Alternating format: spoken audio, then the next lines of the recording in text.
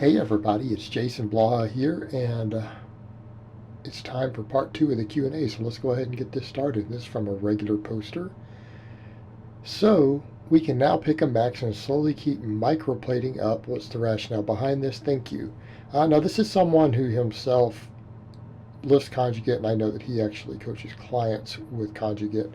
So, no, in the context of conjugate training, this is not necessarily the case. This is very specific to what I'm doing at the moment, which is still kind of my own spin-off on doing max effort conjugate all the time.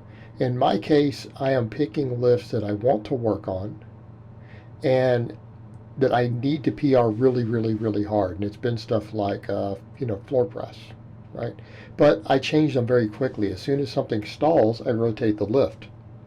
And it's also me doing a lot of accessory work to bring those main lifts up. So it's been cases of me rotating different bars.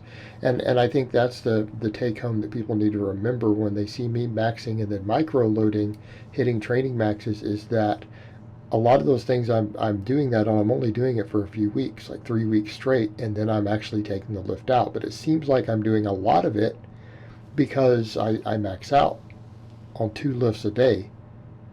So you'll see me max on a bench with chains, for example, just using that as an example, 2 times a week, and then it seems like I've been doing it a long time, but then on week 5 or 6 when it stalls, I swap that lift out, right? When I can't microplate anymore, I swap the lift out, or I did it with the closed grip bench.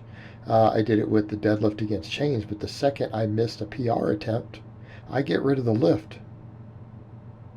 But I'm doing this on multiple lifts at a time, and then on some of the other lifts, I'm rotating the bars between the 2 max effort days. So it's not like I'm coming in and doing nothing but safety bar squats or nothing but cambered bar squats. I've been doing a lot of rotating the 2 back and forth while micro loading up, and it gets to a point where I'm sometimes adding 1 pound from last week's PR. 1 pound. And I'm doing a different squat in between. So we're still rotating a lot, but the thing is that I have certain lifts like that I have those goals with.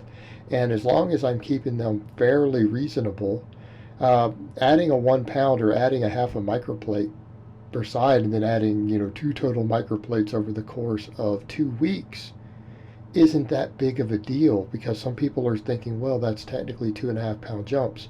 But when you're doing lifts that are over 500 pounds, right? When you're doing lifts that are over 500 pounds, that ends up being such a tiny percentage of your lift. And then when you're specifically programming supplemental work off of that, it's completely different. It's not the same as just someone coming in and trying to run their normal conjugate and do that.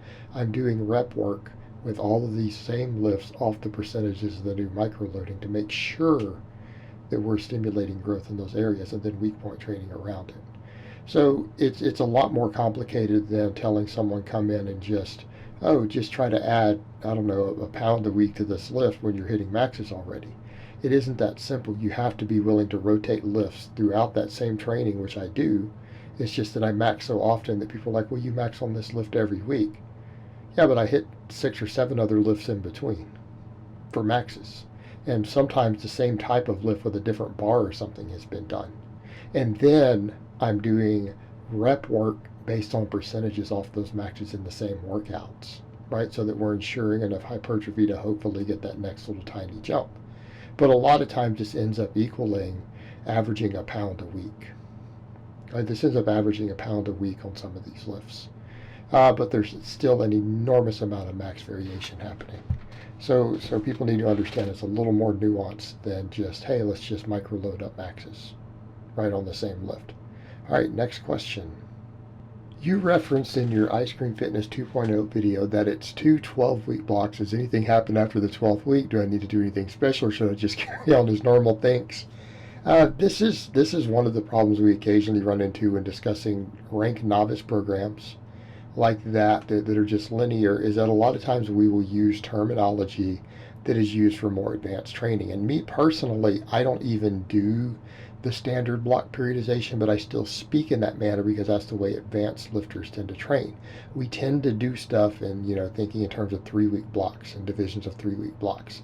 That's the normal. And so a 12-week training block Usually for people who are running, say, linear type periodization, that tends to be an entire block of training, and then they max out again and stuff at the end of those blocks, right? And hopefully PR. And for example, I have a friend now who that's the way her coach programs her, and she tries to do a powerlifting meet that often.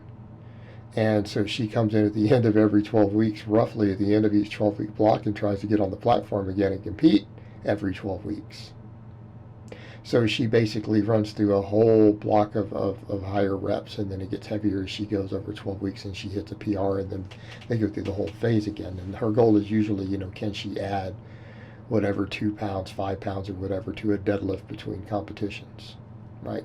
So we get caught up in this sort of terminology and thinking in terms of these training blocks, and then when we communicate to more novice lifters, that terminology tends to carry over. But it's not a bad idea for you to familiarize yourself with that, because that is the way that people will speak to you when you're dealing with way more advanced training programming and advanced lifters and coaches who train those things.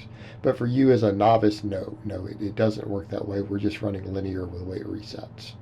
And so therefore it's not run in time frames. But the point being, in other words, a pair of 12-week blocks, say 24 total weeks on a training like that, you really shouldn't be running a system like that longer than that. That's it. You need to move away from it and step away from novice programs completely at that point, if you run it out and run it correctly. Right? You're going to need more intermediate type programming with some sort of periodization, probably a good upper lower split at that point. That's what I would recommend. All right, next question, and possibly last question of the week. Any exercise recommendations for lower back rehab? I love the reverse hyper. So much so that I tell guys that most of you need to find a way to get access to a reverse hyper. Now, I say that, but I only have 7 clients who have one. Hey, I've convinced 7 of my own clients that they need a reverse hyper to have at home, and they have them. But, at the end of the day, this is like a third of my lifters, which means that at any given time, the majority of my lifters don't even have one. So what are our other recommendations? I personally like banded good mornings. If I have a lifter who's had a lot of low back pain, a lot of low back straining, things like that, which tends to happen, a lot of my newer lifters, this happens because they haven't built their low backs up, because they haven't religiously done good mornings and gotten really strong at them. They haven't done any hyperextensions, but generally the good morning's your solution. They haven't done these things. These are people who are oftentimes prone to these low back pulls. But people need to understand these low back pulls and fatigue are usually due to muscle imbalances. It's usually because you have weak hamstrings, weak erectors. You haven't built their work capacity. But the next thing that I recommend is the banded good morning. If you do not have a reverse hyper, banded good mornings. Banded good mornings. And I demonstrated in a home band video a while back how to do it. You just put it up over your neck and hold it up with your hands and stand on the band. You can do very high reps with this, and it'll work wonders. Even if your low back has been cramping and fatigued or feels like it has a minor strain, this will alleviate it temporarily. Like sometimes you'll do a set of these if it's been cramping a little bit, and it'll go away for a couple hours. It'll be gone. But it also helps with that. And I would say, as far as other prehab goes, people who don't have a reverse hyper, banded pull-throughs. Right? Banded pull-throughs are something, again, I prescribe to a lot of my clients. A lot of my clients who do not have access to a reverse hyper, which is, again, at any given time, over half. All right, guys, but that's really all I have to say on that today. I hope it's been informative, and I will talk to you guys next time.